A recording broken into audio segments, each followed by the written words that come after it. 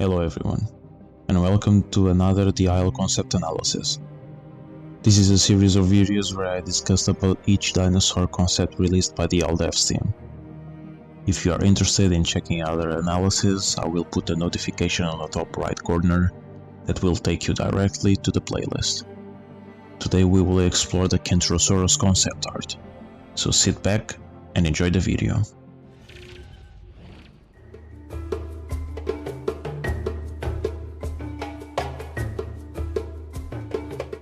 Kentrosaurus ethiopicus, meaning spiked lizard, was a small herbivore that lived in the tropical rainforests during the late Jurassic period, 152 million years ago in what is now Tanzania, Africa. Measuring about 15 feet long once fully matured, this genus was one of the smallest of the Stegosauridae family, a group of herbivorous dinosaurs known for their unique plates present throughout their backs, ending with a set of spikes at the end of the tail called thugomizers.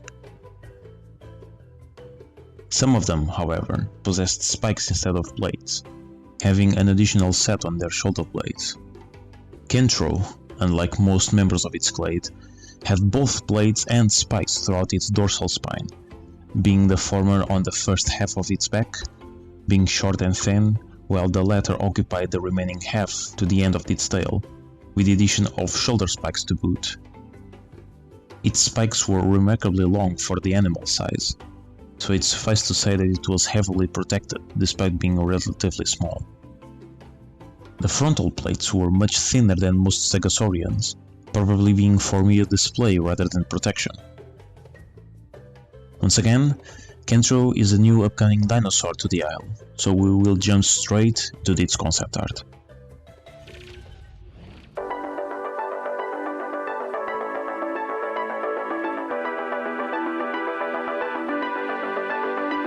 From its concept, we can deduce that our spiky fella will be very combat oriented, from this set of images where Kentros face opponents of diverse sizes. Starting with these two, it seems that it will be near impossible for Utas to successfully pounce Kentrosauruses, having these two poor souls as an example. This one at the bottom especially shows the efficiency of their enormous shoulder blades as a defensive weapon.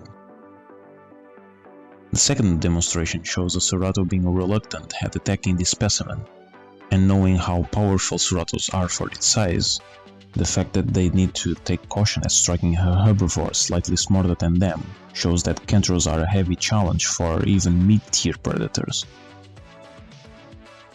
The third display possibly tells us something unique to Kentros. It is not a guarantee, but possibly Kentrosaurus will be able to put themselves in place, in some sort of defensive stance. Being Carnotaurus the opponent chosen for this illustration, it could be a hint that this mechanic could stop Carno's charges, preventing Kentros from falling once hit.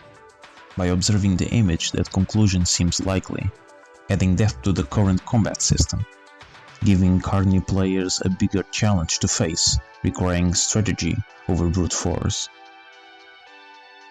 This one at the top is rather strange. It's a bit difficult taking any concrete information out of this, being my best guess that this represents how fast Kentros can be, since it seems that this specimen was pursuing this oviraptor couple and ended up succeeding.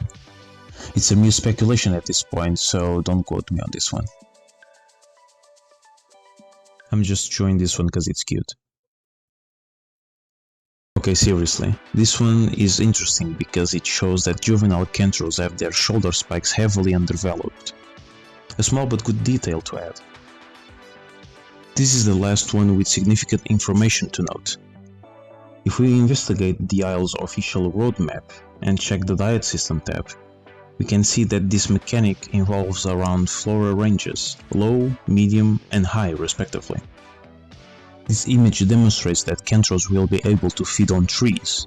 Trees are present in both mid and high range flora. This tells us that our spiky friend will have a possibly high varied diet, which would promote players to go pretty much anywhere they want, scattering the Kentro player base throughout the map. In consequence, It will be expected to encounter small herds of these fellows or even one or two individuals across the island. It is possible that this is intentional. The more scattered the Kentros are, the less of them are present in a specific area at a time, which would let predators hunt them more easily, not having to deal with a full army of spikes.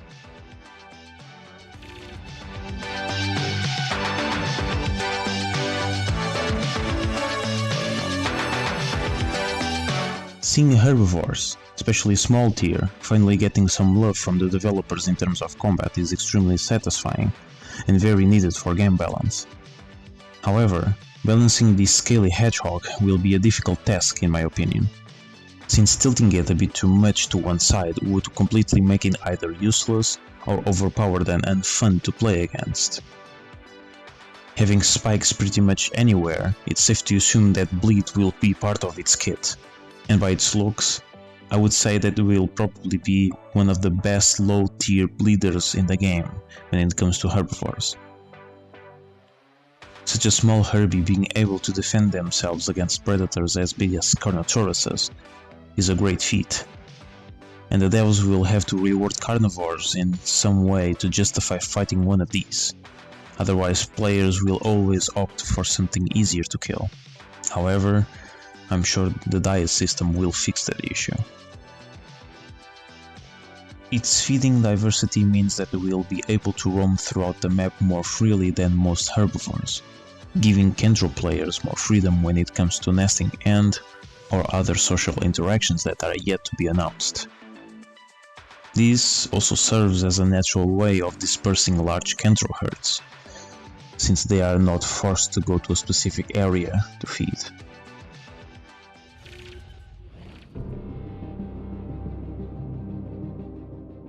And that's all for today. Next up, we will investigate the Magyarsaurus concept art. Oh boy. So if you enjoyed this video and want to watch further analysis, subscribe to my channel. There's also other content that you might enjoy, so feel free to check it out.